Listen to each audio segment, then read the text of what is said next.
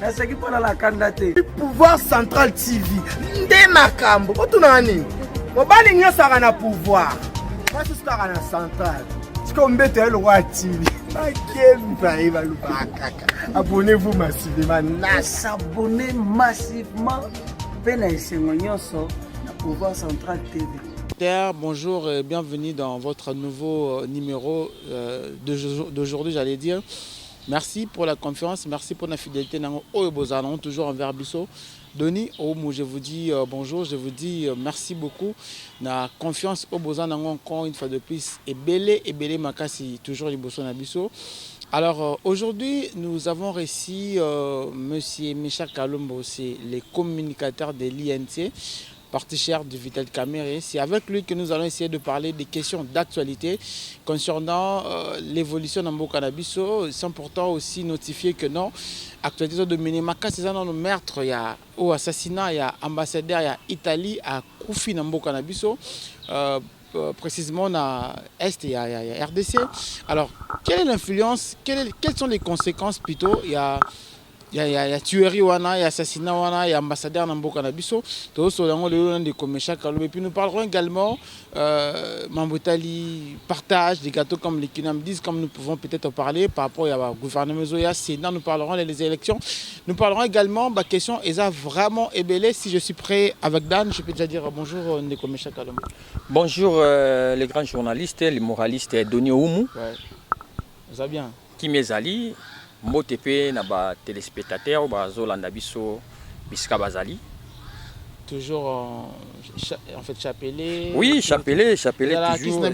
Ah, za qui cité faut to longa mamba ba qui c'est quand tout le monde a diable partout. Tout le monde a diable partout. Non, c'est juste que non, ça style toujours là ta Elembo ya honorable Vital Kamere pendant procès naé azalaki toujours na chapelé oui na ki ko laksa que na bolingo ya na Nzambe. C'est ça. Tout le monde a vu dernièrement Bosali prière messe pour prier pour Nzamba intervenir dans cas Vital Kamere. Oui, balobi circonstances ignorent surtout que lango Nzambe. Biso en tant que de chrétien, Vital Kamere est chrétien catholique. Bon, tous monaki andeo ya procès politique, il faut aussi associer Nzambe, que la justice divine. Donc Nzambe a intervenu parce que balobaka que non ici ka justice ya bato mokile suki nde justice ya Nzambe bandaka vo metoze la kutu justice ya Nzambe nde kataka masolo justice ya Nzambe nde elongo saka mutu la saka non innocence ya moto. Alors toi aucun appel, qu'est-ce qui s'est passé parce que jusqu'à présent vraiment de comprendre était et ça la mine on est. Oui, silence nde to kizali na appel parce que quand to quitter na appel te dossier ba sexuel yango na nous à niveau ya cour de cassation. Silence wana ezolo bebele. Silence ezolo bebele par rapport à nini parce que la majorité des peuples congolais ont compris que le procès 100 jours oyo bafundaki na oyo l'état fundaki honorable Vital Kamere na ndeko libanais Jamal. Les peuples congolais ont compris que non c'est un dossier politique oyo bisonyo sotoye biango sauf qu'il y a un groupe de gens ou bien un groupuscule ya ba ndeko msusu o bazo douter na yango par rapport ya moni moi n moko vu mayele ya Vital Kamere vu expérience vu ekimia ya Kamere donc bazo mona que soka zaka na scène politique et comme même peu moi ba complication OK non Vital Kamere a participé na makambo ebele na rozonga ko bisa que procès et les cas qui bien. Et les cas qui bien, procès les cas qui bien, toujours l'andaka kanenge, juge bazo kumbela biso. Alors l'étape suivante, les années après appel, qu'est-ce que vous pensez encore faire? Non, après appel. Qu'on descende dans Nzela pour nous mobiler. Qu'on descende dans Nzela, oui. Les appels moko, oui, et qu'on a la pression. Il y a justice à ça, la monsala nae, ceux qui l'autre bibi dans Nzela. Les appels, non, bloqué, surtout dans Nzela te. Pour nabiso, tout ce qui est non, juge, tout ce qui est justice à ça, la monsala nango. Parce que en dehors, il y a biso na kati ya Congo, même sur le plan international, bazola de la procès à Vital. Na roye biso kaka ki na moko ya ba ONG international. Meka ki kolande la dossier à Vital tina kati, ba komi même ko douter na justice. Na comme ba mi ko douter na justice ya biso ya mboka, c'est-à-dire quoi ezo moni procès oyo ezo discrédité nani on dit comment donc ezo discréditer nani justice congolaise. Vous comprenez? Donc, il y a un moment où justice, il faut être indépendante. Il faut que les juges baloba mibeko batanga mibeko ndenge et sengeli. Parce que jusqu'à présent, batikala kolaksa bisote Vital Kamerhe a détourné combien de dossiers? Mais Tolanda procès bisote dans la télévision, on a vu. Bon, bien sûr. 50 millions de dollars. Non. Ce Bobby que non, Vital Kamerhe a détourné 57 millions de dollars. Mais bon, on a 57 millions de dollars. Comment est-ce que tu as détourné 57 millions de dollars tandis que la maison préfabriquée est en Tchad?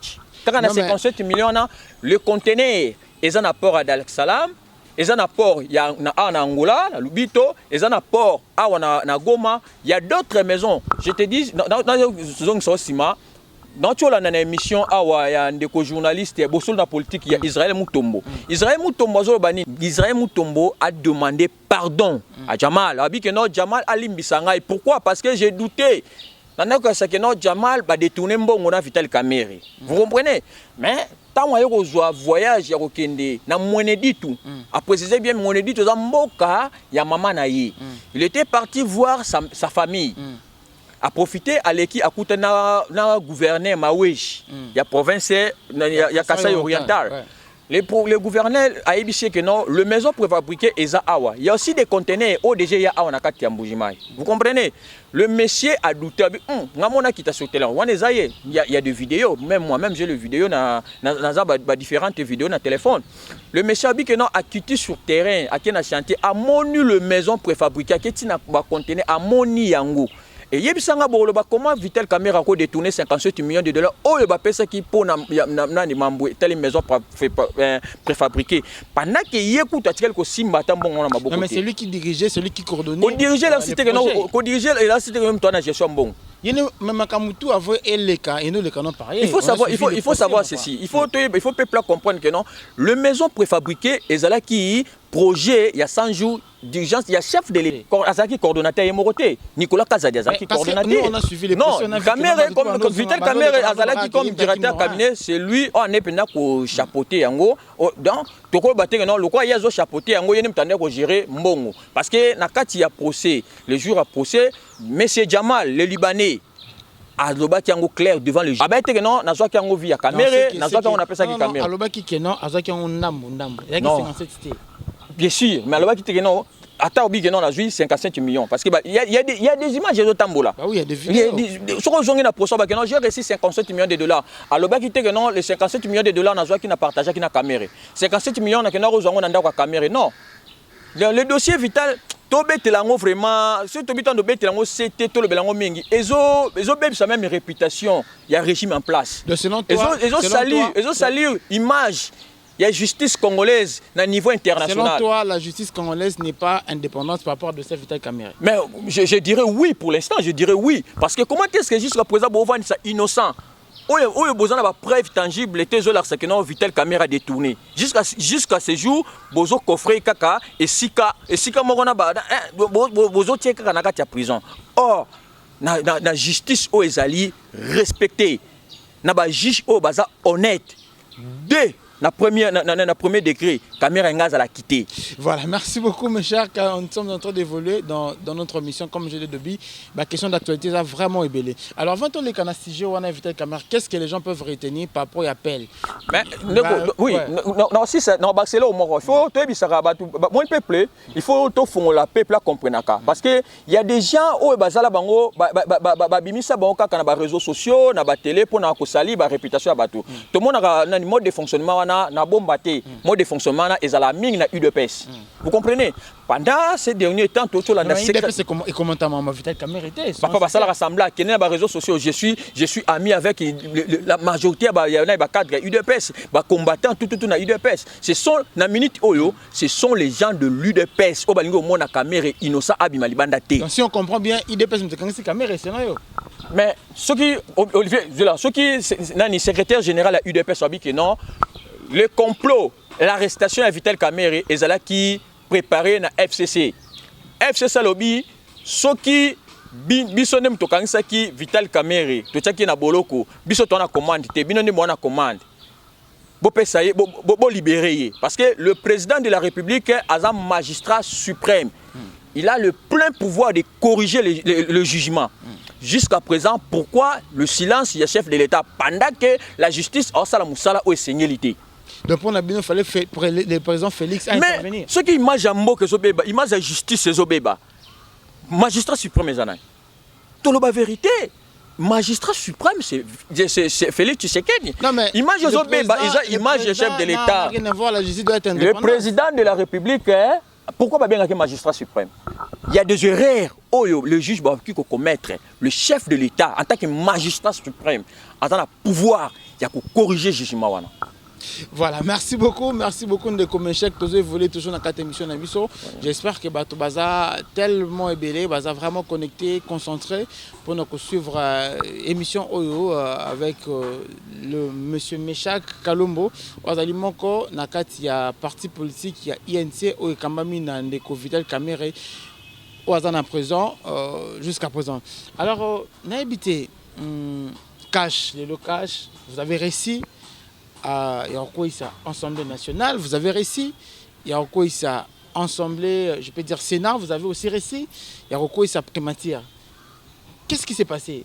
Vous vous dites que vous êtes maintenant au grand complet. Vous avez maintenant une majorité ou depuis longtemps. Le président de la République qui est entouré de Vital Kamerhe. Vital Kamerhe a allié numéro 1. Allié de taille. Le président de la République, Félix Tshisekedi. Union sacrée, Union sacrée, est la vision du chef de l'État. Vision du chef de l'État. Vital Kamerhe a participé à la création de l'Union sacrée. Vital Kamerhe à la prison. Oui, il faut que mon monde tozali, mondele sa sunga biso. Tozana la facilité à recevoir l'information, même où les cas. Vous comprenez? Ce qui est dans Top Congo, c'est une intervention à Vital Kamerhe. Tant bando ya na Top Congo. Vital Kamerhe a lobelaka déjà makambo ya Union sacrée. C'est-à-dire quoi? Ils ont déjà une vision du chef de l'État. Pour moi, le chef de l'État, ils ont déjà. Collaborateur direct, directeur cabinet. Vous comprenez? Le cash aujourd'hui a reçu de M. Joseph Kabila à côté. Vie wana o ba détruit mboka. Ce qui est le mboka eza par terre. Eza ba vie wana. Vous comprenez? T'aurais sur nous les cash. L'UDPS UNC associé avec le peuple congolais. Et puis to bengi bande wana biso mususu comme bande ko ensemble, bande ko AFDC donc la majorité o bazana bolingo ya peuple congolais. Ba bazana bolingo bazana posa ya avancement ya mboka. Ne bayaki to sangani na bloc wana to sali union sacrée. Biso nyonso na kati na peuple mutozo kumba biso sur le président de la République. Avec initiative, avec les idées. Non. Ce tobito tika la coalition FCC cash ils ont apporté les biso et l'autre côté. La coalition FCC cache le ministre ou le cadre du FCC, en tout cas, humilier le chef de l'État partout. Vous voyez, un ministre a bloqué l'ordonnance du chef de l'État. Ordonnance du chef de l'État. Il n'y a pas de bangote. Il y a mobile n'a été. C'est une femme. Il y a mobile n'a été. Ordonnance du chef de l'État. C'est une humiliation. Mais le chef de l'État a supporté qu'il y a un papa. Jusqu'à ce que tu aies l'Union sacrée en marche. Vous comprenez? Le Oyo commande. Le terrain, le chemin est vide pour la réussite. Il y a un mot cannabis au Congo. Vous comprenez? Comment on a que l'Assemblée nationale est pays, ils ont un avantage à peuple. Parce que les gens qui ont géré l'autre, ils ont un intérêt à l'individu. Comment on a que primature, Pepe Ilunga, Banda Kota, qu'est-ce qu'il a fait? Qu'est-ce qu'il a fait? Ndeko Nabiso, Moussous na Sénat, Alexis Tambwe Mwamba, depuis qu'il est président du Sénat, qu'est-ce qu'il a fait? Ils ont humilié, lui, le Premier ministre, le président, la présidente de l'Assemblée nationale, humilié le chef de l'État. Les lots sont à Bango, c'est normal. Servir le peuple de l'autre côté. C'est tout à fait normal, il faut baser à la côté. Kalev interpellé Aboyko Samba, le but que non lui doit rendre compte qu'à pas président de la République parce qu'il a agi non seulement comme un individu, mais il a agi comme une structure qui est l'ANR. Je te dirais, chaque chose a son temps. chaque chose a son temps. Le temps, il y a Kalev. Le crime Kalev a ça là. Je ne peux pas citer ça. Parce que non, à Saliango, bon, à Salagiango, à Zagi, quoi, exercer fonction, il y a fonction, il y a état. Vous comprenez? Donc, tout qui ko juger na minute oyo parce que azana nous devant ba juger na qui ko se présenter à boycotter na invitation ya parti. Mais to éviter nini oyo parti zo bon ça pour na. Ce qu'on se sentir que à ça les côté. Alors qu'il ne répond à l'invitation. Vitel Kamerhe abandé ko se sentir que aza innocent. Maboko ne eza te que non eza na kati ya makambo tel ba détournement te. To batinda ki invitation aduta kité malgré tout ça qui piège au basala qui piège basala pour ba kangaye ba longolé na scène politique. Mais en tant qu'un homme d'état, tant invitation yelié akina ki ko se présenter. Pourquoi Kalev Azobo? Voilà, merci beaucoup. Toujours avancé, toujours dans l'émission Nabiso. Abonnez-vous sur notre chaîne Pouvoir Central TV pour ne rien manquer, pour ne rien rater en tout cas. Des actualités politiques, des actualités musicales et aussi des actualités culturelles en tout cas. Et ça ensemble, on a la chaîne Nabiso.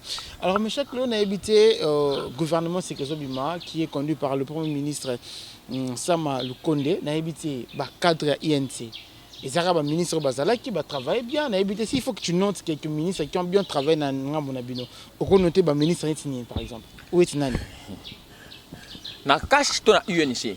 Na INC, je parle d'abord de INC. Bon, pour moi, na UNC, la majorité de ministres, Moutou, Azala Kana de Fonaï, pesant la qualité naï. Non, ici on ne parle pas de comportement, on parle du travail. Ouais. Quand on parle du travail, je te dirais donc UNC a Tinaki ba poids lourd. UNC a Tinaki bateau bazana souci à peuple pour travailler l'intérêt à peuple.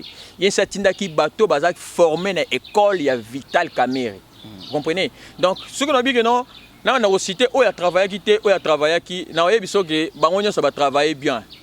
Mais elle a cité que non, le col travaillait bien, ne osala reconduire. On va critiquer le ministre de la communication. Communication, l'équipe bien tenue. Bango pour critiquer Balingi a se comporté le ministre il y a régime à Kabila la mer men. Attends, c'est il est là, solution peut Samara. Il y a un juridiction. Mutu azarana style nae ya rusela musala. Mutu mtazana façon na rusela musala. Ce qui la mer men ndande ko kosa biso que non lelo ababomi 2 personnes ya ke kuna bi que non muta kufite. Ce qui la même dans le cas sabiso que non force commune sami na maluku ya zoba que non bazwa ki ba bibembe indigène na kati ya mort ya nani ya mama mo ba ke ko kunda kuna olingi pe biso na INC batangisa biso bongote. INC c'est une école. Biso ba pesa biso bongote. Il faut servir pour l'intérêt du peuple congolais et non les intérêts des individus.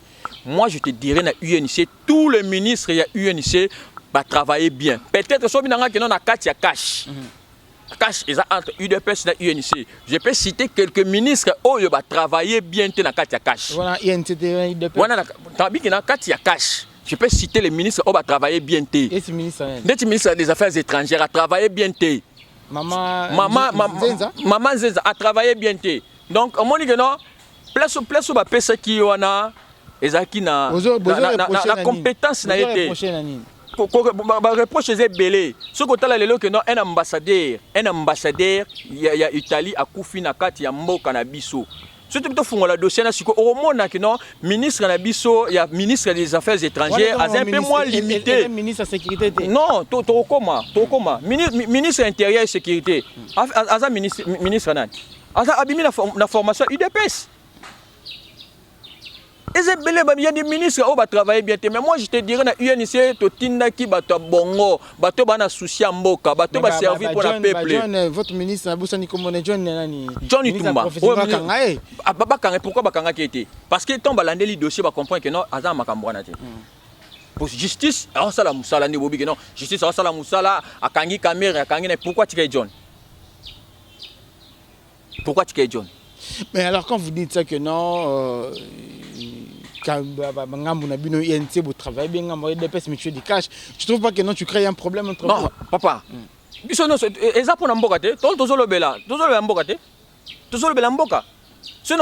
Madame Minzenza a travaillé bien. Alors parlons maintenant de ce qui s'est passé hier, peu en son âme. Pena Batutu, Koufa qui a perdu qui vient à on va directement l'ambassadeur à Italie et puis certains Congolais na convoi. Qu'est-ce qui s'est passé réellement?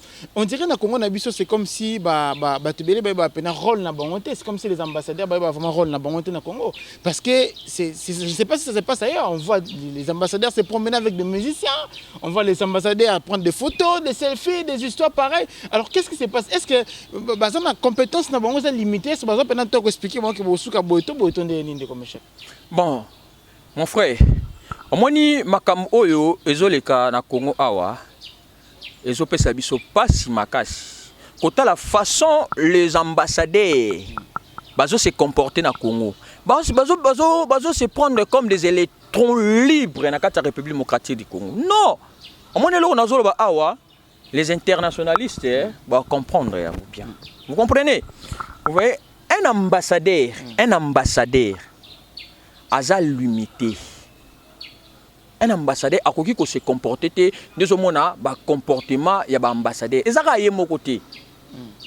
Ezaka ambassadeur ya Italie a se déplacer à qui na intérieur la République démocratique du Congo sans selon nani déclaration ya ministère intérieur, selon déclaration ya gouverneur, le monsieur a commis na miracle ni article ko informé na nité article ko informé ni na ministère des affaires étrangères ni na ministère intérieur ni na gouverneur ya Nord Kivu. Mais il a se retrouvé kuna comment? C'est-à-dire que non bazo mimona comme baza électron libre. Ezaka yemote même sur aujourd'hui ambassadeur des États-Unis. Il se comporte comme si Aza chez lui à la maison, comme si il est président de la République. Il est partout, il est à tout moment. Un ambassadeur Aza limité na Babilo comme sous. Est-ce que vraiment dites-nous un peu que toi tu as fait des relations internationales. Est-ce qu'un ambassadeur au Kenambo comme sous sans pourtant avoir vie?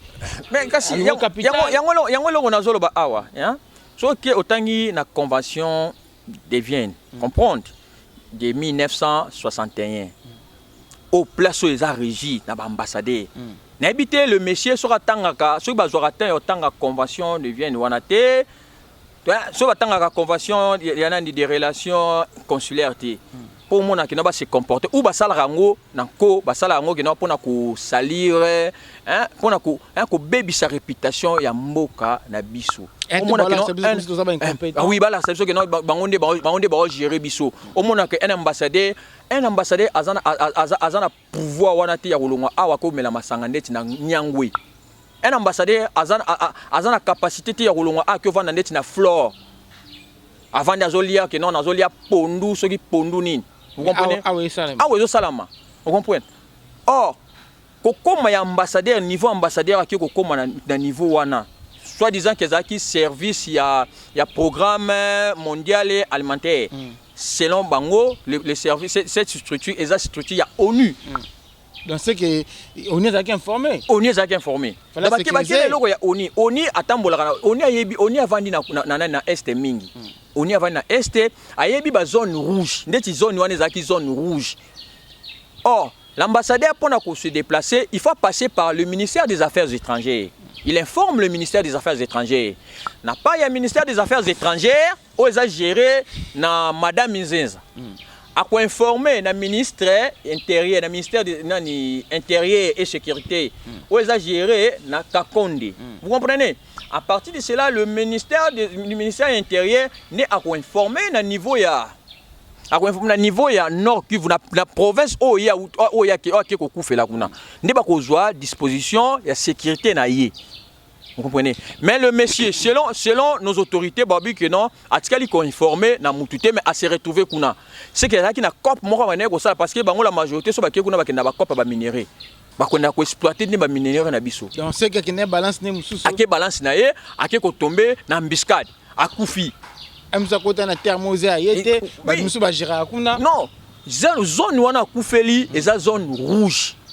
Ceux qui informa qui na ba autorité compétente kuna ben nga tambola na yemo na chauffeur ti nga tambola na oui nga ça habituellement peut-être nga tambola na convoi ya armée ba FARDC ben nga bazana deux jeeps moko liboso pour na ko sécuriser moko na sima on comprend yé na 4x4 parce que bango bana maîtrise ya terrain mais il a se retrouver Yemoko na garde du corps na quoi na chauffeur en plus on a une mission ya programme mondial alimentaire. Or que la mission on a eza structure eza branche na kati ya ONU azali na sécurité kuna ONU azana na convoi na kati ya mutu comme biloko oli ezalaki tonde on ne sait pas. Or si ça n'est pas que ONU azalaki na ONU akoke ko sécuriser parce que ONU pe azana mituka ONU a besoin wana très bien. Pourquoi bako tikaye akwe ya na mbiska di wana? C'est un dossier sotali dossier wana so bito landelango très bien to ça est un peu moins flou. Na ozong sona ebisa eloko moko. Est-ce que bakena na pendant règne ya Mobutu to kufela secrétaire général ya ONU na Zaïre. Ouais. Règne ya Kabila le père, ya Kabila le fils. To kufela désespère ya ONU na Kasai. Règne ya Kabila ya Tshisekedi to kufela l'ambassadeur ya Italie. Vous comprenez? Il faut mettre un peu qu'on réfléchisse na thèse wana. Pas comme na souka de comme chaque na éviter au bébé ça relation mission Europe ou bien et encore une fois de plus c'est comme si et l'axe monde entier que comment est-ce que les Congolais aussi sont tués là-bas. C'est bien pour que non ba oba alimentaka guerre à est on sont des occidentaux. L'Union européenne. Tu affirmes ça?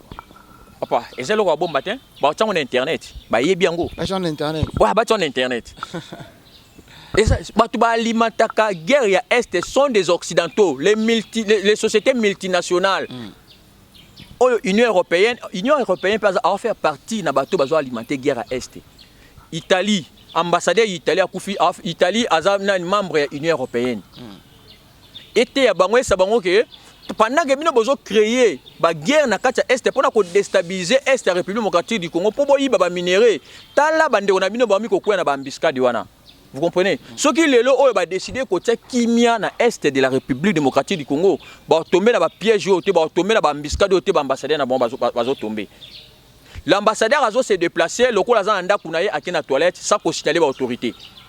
Et ça la maraté, à qui a tombé dans l'ambassadeur. Est-ce qu'un ambassadeur congolais peut aussi faire ça en Italie? Impossible.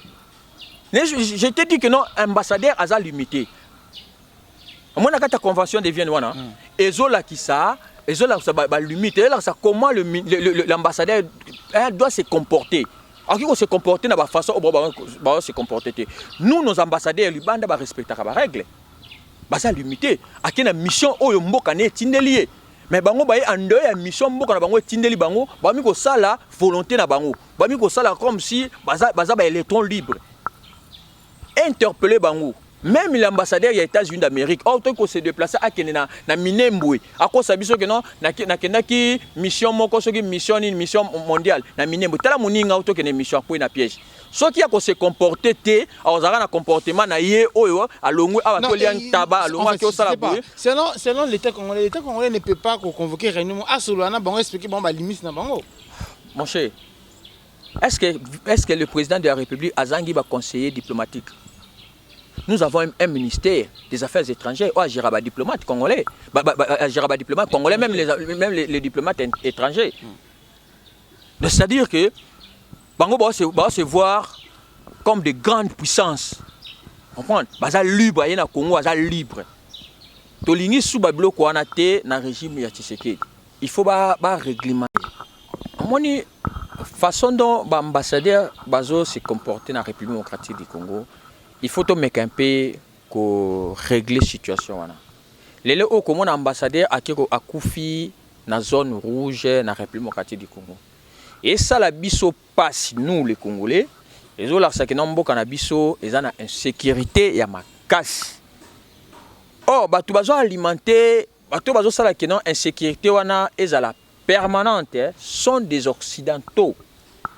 Occidentaux, les États-Unis d'Amérique, la France, la Belgique, l'Italie, ces gens-là, ne sont pas société multinationale na bango na est kuna bango ne bazo prédater bango ne bazo exploiter ba minerais na est na manière moko illégale ne bazo causer insécurité na République na est ya République démocratique du Congo. Lelo oyo mona kino ambassadeur na bango akino ko kweya na mbiska diwana et ça la biso passe. Voilà, merci beaucoup Ndeko Meshek Tokomi Nabiso Nasuka na Ebiti avant Tokabanayo. J'espère que votre bandi biso baza vraiment très content par rapport à l'analyse Tomeko Sala ensemble par rapport, je peux dire situation ya mboka na biso. Mais Doni, pardon, non katote na baxelo komoko. Tu sais, les gouvernements, les autorités balobi étaient ambassadeurs à signaler qui bangoti. PMA wana, Programme mondial alimentaire wana, ils ont une structure branche mort na ONU. Mais on va dire que non, bazala qui, basignala qui, nani nos autorités. Au moins moi confusion zoko tanakat. Ce qui vraiment que basignala qui ba autorité.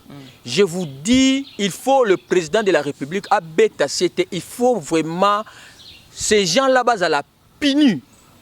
Ces gens-ci qui n'ont l'ambassadeur a signalé qui ba autorité na biso. Il faut batouana base à la pinu.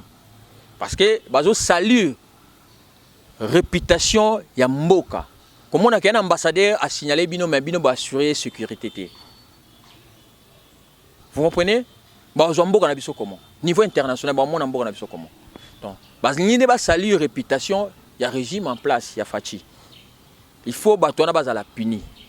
Si ça déjà traduit bango na justice, il faut base à la traduire na justice. Ba répondre na ba acte na bango parce que ce sont des incompétents. Comment est-ce que signaler bien un ambassadeur et puis besoin assurer la sécurité à qui on a embuscade à Koufi. Merci beaucoup. Je pense que non, on en parlera si Toyebi enquête évolution enquête. Alors merci Nabatoto Bazako pour ce tour dans l'Abisso. J'espère que vous avez été tellement nombreux de nous suivre de partout. Merci pour la fidélité et puis merci pour la confiance que vous avez toujours envers nous. J'ai été tellement honoré de prendre cette émission. Restez avec nous. On se retrouve très prochainement pour un autre numéro. Bye bye. Nasaki pona la kandate. Pouvoir Central TV. Nde makambo. Otu nani? Mobali nyoso na pouvoir. Parce que na Central. Siko mbete le roi TV. Abonnez-vous massivement. S'abonner massivement. Pena isengo nyonso na Pouvoir Central TV.